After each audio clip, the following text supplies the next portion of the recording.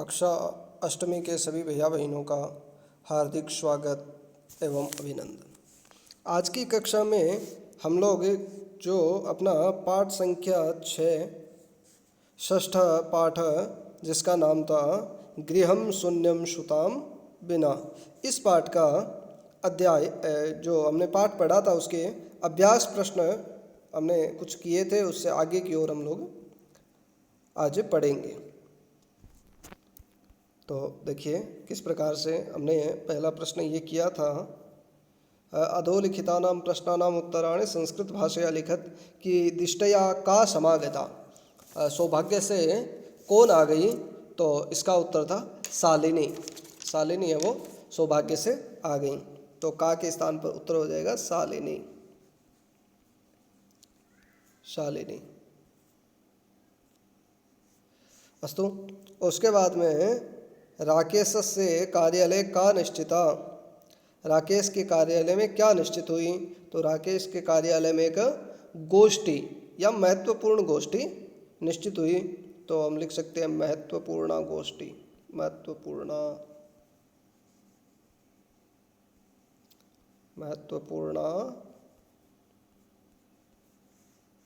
गोष्ठी,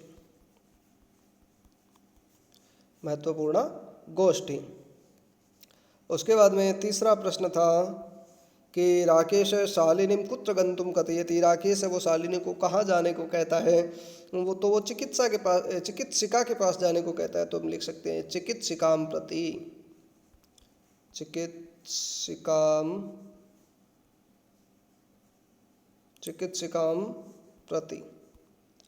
चिकित्सिकां प्रति हो जाएगा यहाँ पर।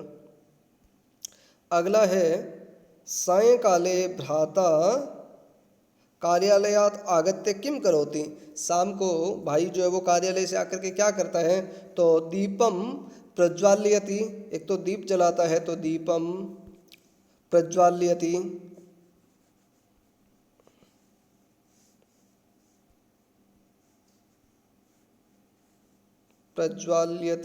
और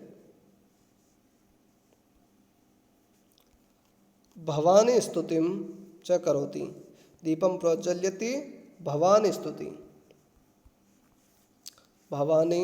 स्तुतिम करोति, दीप जलाता है और भवानी स्तुति करता है। आगे अगला प्रश्न है राकेश है कस्याः तिरस्कारम करोति, राकेश किसका तिरस्कार करता है, तो स्पष्ट रूप से तो हम ये कह सकते हैं कन्यायाः। या पाठ के आधार पर हम लिखे, जो पाठ में शब्द आए उसके अनुसार हम ये कह सकते हैं कि वो सृष्टि की उत्पादनी जो शक्ति है उसका तिरस्कार कर रहा है, तो हम कन्यायाः भी लिख सकते हैं, अथवा ये लिख सकते हैं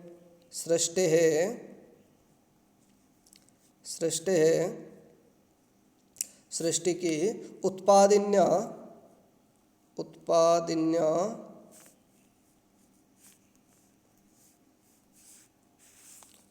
तो सृष्टि है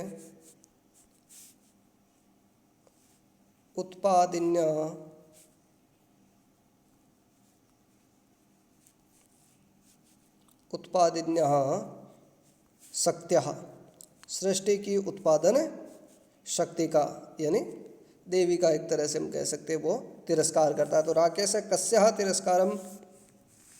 कस्याः तिरस्कारम करोति, तो राकेशः सृष्टेः उत्पादिन्यः शक्त्यः तिरस्कारम करोति, ये अपना उत्तर हो जाएगा।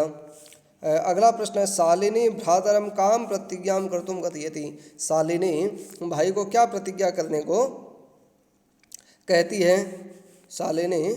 शालिनी भाई को कि उस कन्या का रक्षण करना और उसकी पढ़ाई करवाने के विषय में वो प्रतिज्ञा करने को कहती है, तो हम लिख सकते हैं शालिनी भ्रातरम, शालिनी जो है वो अपने भाई को कन्या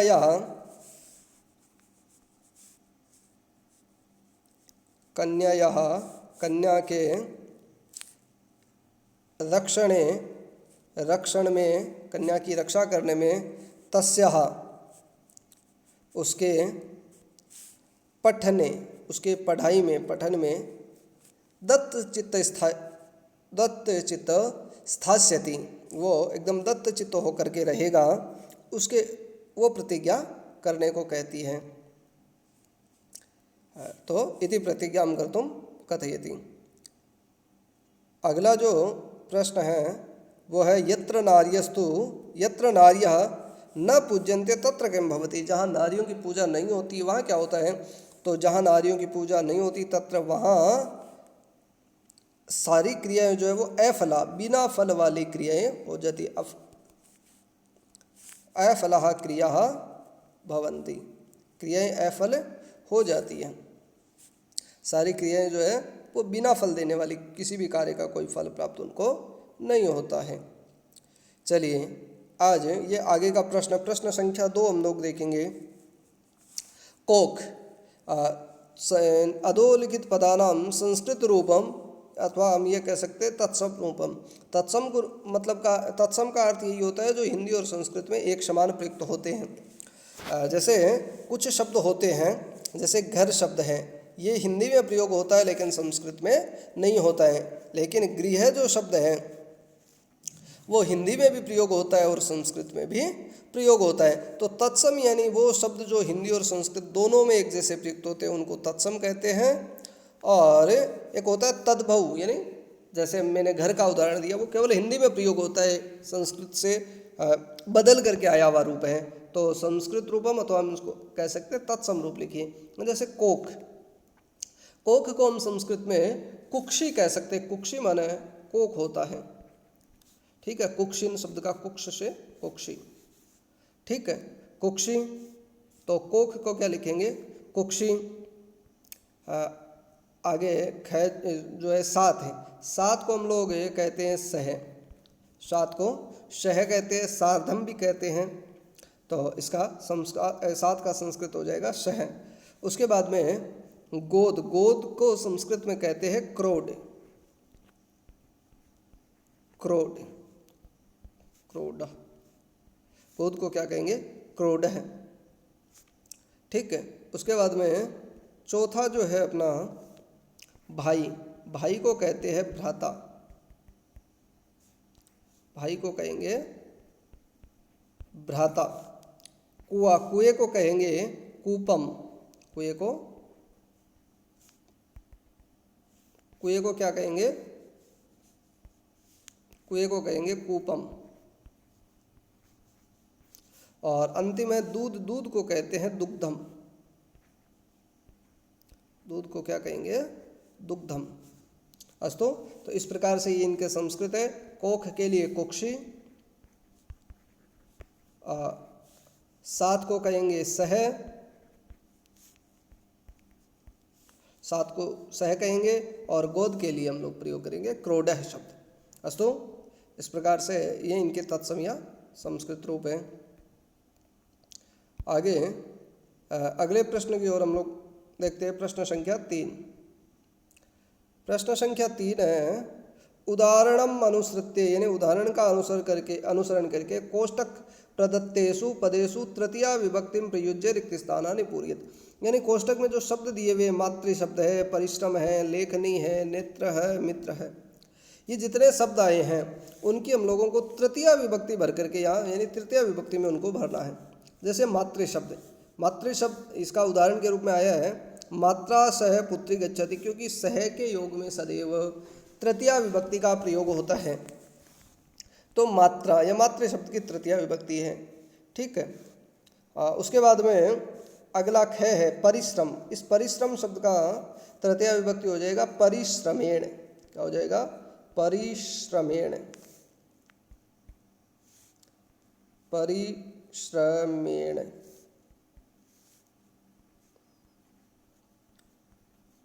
परिश्रमेण जैसे रामेण होता है उसी प्रकार से परिश्रमेण। उसके बाद में लेखनी, इसका भी तृतीया विभक्ति करना है, तो लेखनी का तृतीया विभक्ति हो जाएगा लेखन्य।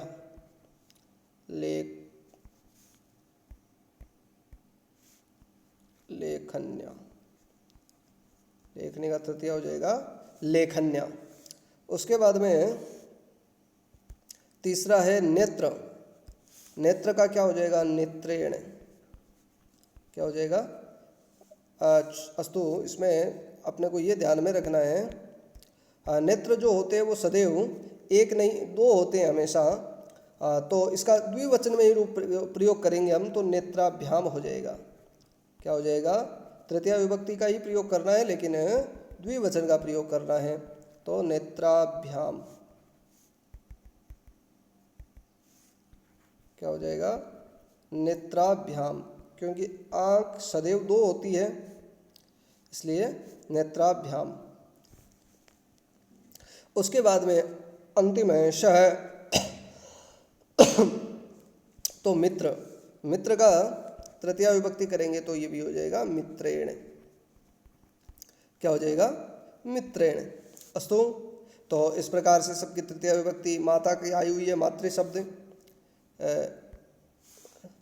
इसके मातृ शब्द।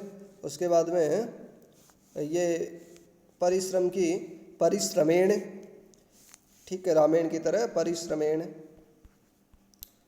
और उसके बाद में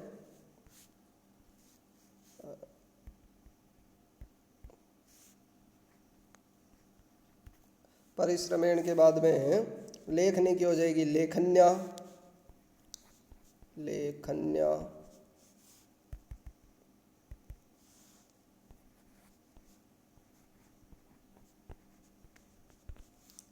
लेखन्या। और इसकी नेत्र की जो है वो नेत्राभ्याम, और मित्र की मित्रेण। अस्तु, तो ये तृतीया विभक्ति का प्रयोग करना है। आगे चौथा जो प्रश्न है, चौथा जो प्रश्न है वो, उस प्रश्न के अंदर अपने को कै स्तंभ, यानी दो स्तंभ बनाए हुए हैं। एक तो ये कै स्तंभ है, और उसको कै स्तंभे विशेषण पदम दत्तम, यहाँ कुछ विशेषण पद दिए हुए। विशेषण यानी संज्ञा और सर्वनाम की विशेषता बताने वाले शब्द। ख स्तंभे, यानी जो ये ख स्तंभ है वहाँ पर विशेष्य पदम, यानी जिनकी विशेषता बताई जाती है। तयोर मेलनम कुरुत, इन दोनों का मेल करना है। अब देखिए संस्कृत में क्या होता है, विशेषण और विशेष्य की लिंग विभक्ति वचन एक होती है। विशेषण विशेष्य यानी हम कह सकते हैं सुंदर बालक, हमने लिखा।